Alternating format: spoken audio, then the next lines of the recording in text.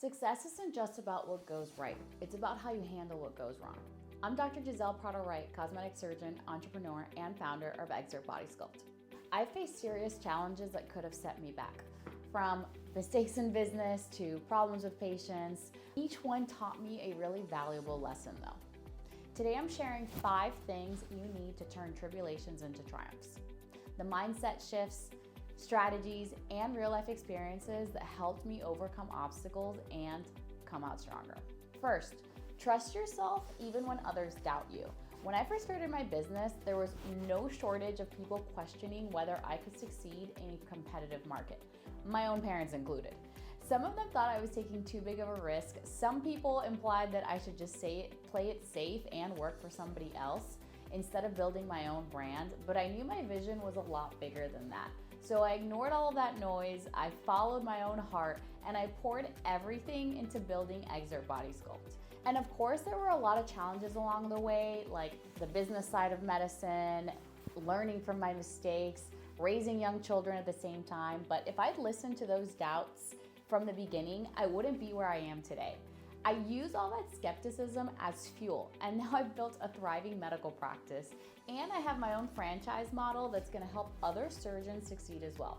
And the lesson is, bet on yourself because nobody else will. Number 2, learn to let things go. I had a competitor that filed a baseless complaint against me because of jealousy.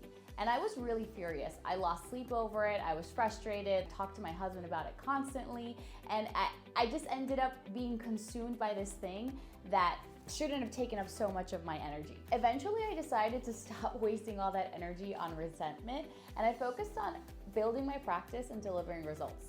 The complaint was eventually dismissed, and while that person stayed stuck in their negativity, I kept moving forward. And I learned that the best revenge isn't fighting back, it's being so successful that you just drown out all that other noise. Number 3 is work smarter, not harder. So efficiency is gonna be the key to the game. When I first started my practice, I was doing everything. Inventory, patient scheduling, marketing. I was answering the DMs late at night, and I thought that I had to touch everything in order to make sure that things were done correctly. But over time, I realized that trying to do everything yourself is just a recipe for burnout, and it's not sustainable. So I put my focus into what truly mattered, which was patient care and business growth. And that's when I learned the power of delegating to my team. So I built systems, I hired the right people, I trained them, and I put processes in place that kept things running smoothly without needing my constant oversight.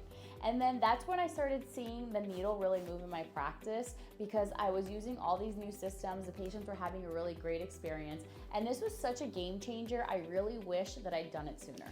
Number 4 is to learn from your mistakes, pivot, and then obviously just keep moving. When I first opened my practice, I made my fair share of mistakes. One of the biggest was signing a long-term contract that was not in my best interest and just completely overpriced.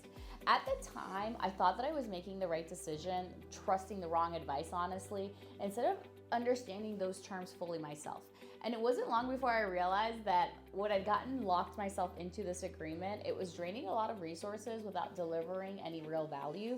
So instead of dwelling on that mistake, I focused on what I could change. So I found ways to offset that cost, I renegotiated what I could, and I became more strategic in the future about evaluating my contracts before I signed them. Because at the end of the day, everything is negotiable. And that was a really crucial lesson, that you have to read the fine print, you have to ask the right questions, and don't be in a hurry to sign any contracts.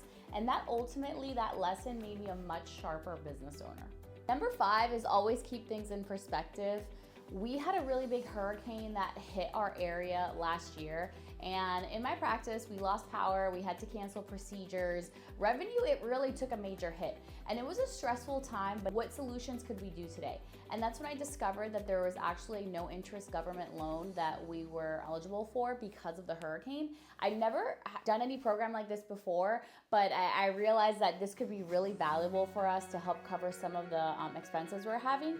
So using these resources, I was able to keep the team paid. We kept the office opened, and we came back stronger once we reopened. And that lesson really stuck with me, that there are always ways to adapt, and you just have to keep things in perspective and be proactive about finding solutions.